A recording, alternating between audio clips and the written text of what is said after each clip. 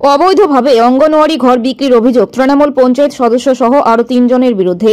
অবৈধভাবে অঙ্গনওয়াড়ি ঘর বিক্রির অভিযোগ এলাকার তৃণমূল পঞ্চায়েত সদস্য রামিউল ইসলাম, রাব্বি আনোয়ার ও লালমনের বিরুদ্ধে।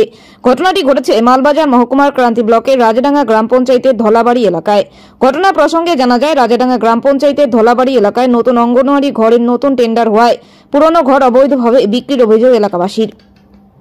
যদিও এলাকার পঞ্চায়েত সদস্য রামিজুল ইসলাম অভিযোগ ভিত্তিহীন বলে জানিয়েছেন, ঘরটি বিক্রি হয়নি, সমস্ত আসবাবপত্র এখনো রয়েছে। বিরোধীরা মিথ্যা অভিযোগ করছে। এই বিষয়ে ক্রান্তি বিডিও রিমিল সোরেনের সাথে যোগাযোগ করলে তিনি জানান, অঙ্গনওয়াড়ি ঘর বিক্রির অভিযোগ বিষয়টি তিনি খতিয়ে দেখবেন বলে জানান। এখানে আপনাদের এখানে একটা আইসিডিএস এর একটা সেন্টার ছিল, ওটা ভাঙা হয়েছে। তো গ্রামবাসীদের অভিযোগ যে নাকি পঞ্চায়েত মেম্বারের হাত আছে এখানে, কি বলবেন? আমি এটাই বলতে যাচ্ছি যে এখানে হচ্ছে আপনার যেটা একটা পঞ্চায়েত সমিতির থেকে একটা টেন্ডার হয়েছে নতুন আইসিডিএস সেন্টারের, যেটা এখানে একটা দীর্ঘদিন ধরে একটা আইসিডিএস সেন্টার ছিল, এটা খুব বিপজ্জনক অবস্থায় ছিল।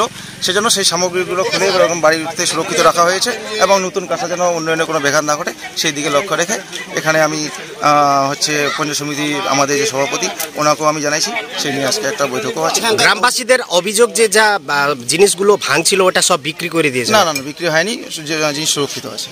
ঠিক আছে। অভিযোগ হলো আমাদের এইটাই যে আইসিডিএস ঘরটা, ভালো ঘরটা কিভাবে বিক্রি হইলো বিনা টেন্ডার, বিনা সরকারি অনুমতি নেই, কিছু নাই, ওইভাবে বিক্রি হলো। এই জন্য আমাদের অভিযোগ যে ঘরটা কোথায় গেল। বিক্রি করছে রাব্বি পঞ্চায়েত, রমি আলম, লালমোহন, এরা জাগারের লোক, আর আনোয়ার আলী না, এই 4 জন।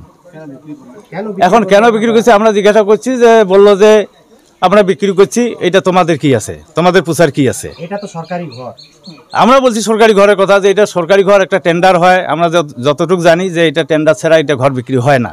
হ্যাঁ, তবুও বললে কার কাছে বিক্রি করছে? ওর নাম হইল রবিউল আলম, নাম এমনি ডাক নাম আছে ঢোপ।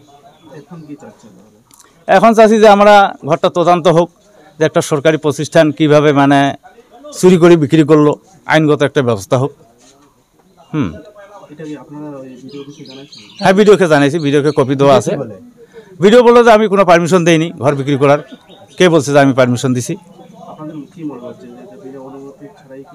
হ্যাঁ, আমরা যেহেতু জিজ্ঞাসা করছি, ওরা যেহেতু বলছিল, আমরা ভিডিওর কাছে গেছি, ভিডিওকে জিজ্ঞাসা করছি, ভিডিও বললো যে আমি কোনো অনুমতি দেইনি, আমার কাছে কোনো অনুমতি নেয় নেই।